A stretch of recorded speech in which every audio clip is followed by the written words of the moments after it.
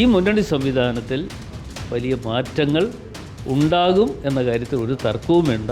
ഞങ്ങളുടെ പണി ഞങ്ങളൊന്ന് ആരംഭിച്ചിട്ടേ ഉള്ളൂ. ചുമ്മാതെ കുറേ ആളുകളെ കൊണ്ടുവന്ന് എത്തിക്കുക എന്നുള്ളതിനേക്കാൾ ഉപരിയായി നേട്ടങ്ങൾക്ക് പ്രയോജനം ചെയ്യുന്ന ആളുകൾ എങ്ങനെയെന്ന് ഞങ്ങൾ കണ്ടെത്തിക്കൊണ്ട് അതിന് വേണ്ട പ്രവർത്തനം ഞങ്ങൾ നടത്തും. ലീഗിൻ്റെ ശക്തി ഒരിക്കലും കുറച്ച് കാണാൻ പറ്റുന്ന അല്ലെങ്കിൽ കുറച്ച് കാണണമെന്ന് ആഗ്രഹിക്കുന്ന ഒരാളല്ല ഞാൻ. അവരാവശ്യമുള്ള സീറ്റുകൾ ചോദിക്കാനുള്ള അവകാശം എല്ലാവർക്കും ഉണ്ട്. അപ്പോൾ ചോദിക്കുന്ന എല്ലാം തന്നെ എപ്പോഴും കിട്ടിയെന്ന് വരത്തില്ല. ഈ പാർട്ടി കൊടുത്ത സ്ഥാനമാനങ്ങളാണ് അദ്ദേഹത്തിനുള്ളത്. അത് അദ്ദേഹം കൂടി ഉൾക്കൊള്ളണം, പാർട്ടിക്ക് വിധേയമാകണം. UDF കൺവീനറായി ചുമതലയേറ്റ അടൂർ പ്രകാശ് അദ്ദേഹത്തിൻ്റെ പ്രതീക്ഷകൾ കേരള വിഷൻ ന്യൂസുമായി പങ്കുവയ്ക്കുകയാണ്. വലിയൊരു ഭാരിച്ച ഉത്തരവാദിത്തമാണ് ഏറ്റെടുത്തിരിക്കുന്നത്. പ്രത്യേകിച്ച് മുന്നണിയെ 2026 അധികാരത്തിൽ എത്തിക്കുക, അത് വലിയ ദൗത്യമാണ്.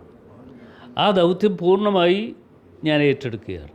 ആ ദൗത്യം ഏറ്റെടുക്കുന്നു എന്ന് പറയുമ്പോൾ UDFനെ ശക്തമാക്കുക. അപ്പോൾ UDFനെ ശക്തമാക്കി കൊണ്ടുവരുന്നതിന് വേണ്ടി എന്തൊക്കെ വിട്ടുവീഴ്ചകൾ ചെയ്യണം എന്നതിനെക്കുറിച്ച് UDF കൺവീനർ എന്നുള്ളതല്ലേ ഒറ്റയ്ക്ക് മറുപടി പറയേണ്ടതല്ല. എങ്കിലും UDFന് നേതാക്കന്മാരുണ്ട്, ചെയർമാൻ എന്നുള്ള നിലയിൽ പ്രതിപക്ഷ നേതാവുണ്ട്, മുതിർന്ന നേതാക്കന്മാരുണ്ട്. അവരുമായൊക്കെ കൂട്ടായി ചർച്ച ചെയ്തതിന് ശേഷം അതിൻ്റെ വഴികളിലേക്ക് ഞങ്ങൾ പോകും. എന്തായാലും 26 വരുമ്പോൾ ഒരു സംശയം ആർക്കും വേണ്ട, ഈ മുന്നണി സംവിധാനത്തിൽ വലിയ മാറ്റങ്ങൾ ഉണ്ടാകും എന്ന കാര്യത്തിൽ ഒരു തർക്കവും വേണ്ട. ഞങ്ങളുടെ പണി ഞങ്ങളൊന്ന് ആരംഭിച്ചിട്ടേ ഉള്ളൂ, തുടങ്ങിയതേ ഉള്ളൂ.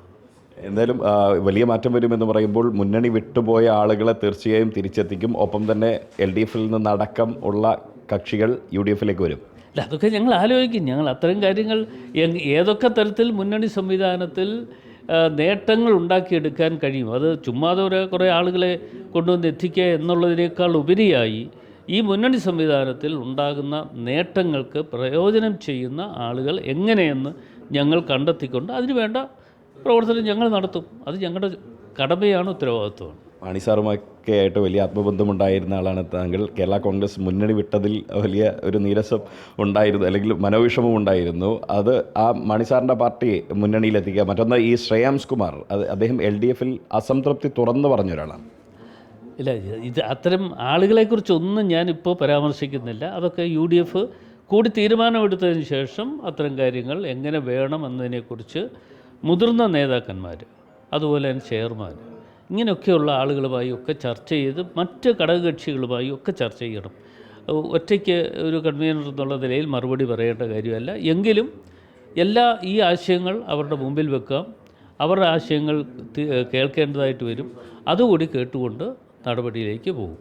മറ്റൊന്ന് ഈ താങ്കൾ പറഞ്ഞു വിട്ടുവീഴ്ചയ്ക്ക് തയ്യാറാകും മുന്നണിയുടെ ഒരു തിരിച്ചുവരവിനായി എന്ന് പറയുമ്പോൾ പലപ്പോഴും കോൺഗ്രസ് നേതാക്കൾ തന്നെ പറയുന്നതാണ് മലബാറിനെ സംബന്ധിച്ച് മുസ്ലിം ലീഗിൻ്റെ ഒരു സാന്നിധ്യം, മുസ്ലിം ലീഗിന് കൂടുതൽ സീറ്റിന് അർഹതയുണ്ട് എന്ന് പലപ്പോഴും നേതാക്കൾ പറയുന്നതാണ്.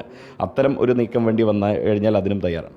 ഇല്ല, അത്തരം കാര്യങ്ങളൊന്നും ഇപ്പോൾ പറയേണ്ട കാര്യമല്ല. അതൊക്കെ ഒരു ചർച്ചയിലൂടെ UDF അല്ലേ, UDF ആകുമ്പോൾ പല അഭിപ്രായങ്ങൾ പല ആളുകൾക്കും ആ മുന്നണി സംവിധാനത്തിൽ ഉണ്ടാകും. അവരാവശ്യമുള്ള സീറ്റുകൾ ചോദിക്കാനുള്ള അവകാശം എല്ലാവർക്കും ഉണ്ട്. അപ്പോൾ ചോദിക്കുന്ന എല്ലാം തന്നെ എപ്പോഴും കിട്ടിയെന്ന് വരത്തില്ല.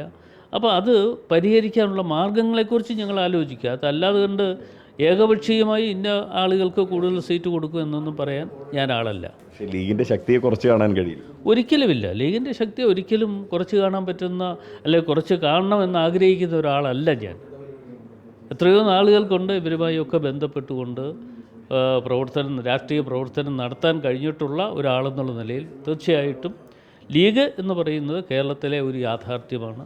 ആ യാഥാർത്ഥ്യങ്ങൾ ഉൾക്കൊണ്ടുകൊണ്ട് ഉള്ള പ്രവർത്തനങ്ങളുമായി ഞങ്ങൾ മുമ്പോട്ട് പോകും. മറ്റൊന്ന് ഈ ശശി തരൂരിൻ്റെ സമീപകാല പ്രവർത്തനങ്ങൾ പലതും പാർട്ടിയെ പ്രതിരോധത്തിലാക്കുന്ന ഒരു സാഹചര്യമുണ്ട്. തരൂർ ഒരു പരിധിവരെയെങ്കിലും പാർട്ടിക്ക് വിധേയനായി നിൽക്കേണ്ട ഒരാളല്ലേ? ഞാനത് ആദ്യം പത്രസമ്മേളനത്തിൽ തന്നെ പറഞ്ഞല്ലോ. ഞങ്ങൾ തരൂരിനെ പോലുള്ള ഒരു വലിയ ആൾ, ഈ പാർട്ടി കൊടുത്ത സ്ഥാനമാനങ്ങളാണ് അദ്ദേഹത്തിനുള്ളത്. കോൺഗ്രസിൻ്റെ MP എന്നുള്ള നിലയിൽ അദ്ദേഹത്തിന് ഒരു വലിയ സ്ഥാനമാനങ്ങൾ ലഭിക്കുമ്പോൾ അത് അദ്ദേഹം കൂടി ഉൾക്കൊള്ളണം, പാർട്ടിക്ക് വിധേയമാകണം. പാർട്ടിക്ക് വിധേയമായിക്കൊണ്ട് പ്രവർത്തിക്കണം എന്നുള്ളതാണ് ഞങ്ങളുടെയൊക്കെ അഭിപ്രായം. പക്ഷേ ആ അഭിപ്രായം ഞാൻ പറയുന്നതിൽ മാത്രം അർത്ഥമില്ല. കാരണം എന്താണെന്ന് ചോദിച്ചാൽ അദ്ദേഹം വർക്കിംഗ് കമ്മിറ്റി മെമ്പറാണ്, എന്നേക്കാൾ ഉയർന്ന ഒരു വലിയ സ്ഥാനത്തിരിക്കുന്ന ഒരാളാണ്. അദ്ദേഹം നിയന്ത്രിച്ചു പോകേണ്ടത് വർക്കിംഗ് കമ്മിറ്റിയിൽ നിന്നും അതിലെ മുതിർന്ന നേതാക്കന്മാരാണ്. അവരുടെ അഭിപ്രായങ്ങൾ വെച്ചുകൊണ്ട് കാര്യങ്ങൾ മുമ്പോട്ട് പോകും. ഈ തദ്ദേശ തെരഞ്ഞെടുപ്പ് അടുക്കുകയാണ്. മുന്നണിക്ക് കൂടുതൽ സീറ്റ് കിട്ടാനുള്ള എന്തെങ്കിലും പദ്ധതികൾ പുതുതായി ആവിഷ്കരിക്കുന്ന ഒരു സാഹചര്യമുണ്ടോ? ആദ്യം ഞങ്ങളൊന്ന് UDF യോഗം നടക്കട്ടെ. ആ യോഗം നടന്നതിന് ശേഷം അത്തരം കാര്യങ്ങൾക്ക് മറുപടി പറയാം. പദ്ധതികൾ മനസ്സിലുണ്ട്, അതൊക്കെ തീർച്ചയായിട്ടും ഉണ്ട്.